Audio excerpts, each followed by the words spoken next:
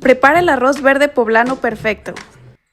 Agrega a tu licuadora 3 chiles poblanos, 1/4 de cebolla, un diente de ajo y un chorrito de agua con un poco de sal.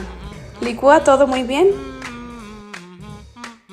Es momento de dorar el arroz. En un poco de aceite vas a agregar 1 taza de arroz y ya que esté doradita le vas a agregar 2 tazas de lo que licuaste. Lo tapas a fuego alto hasta que hierva y una vez hierva, bájale el fuego a lo mínimo. Y listo, ya tienes tu arroz poblano perfecto.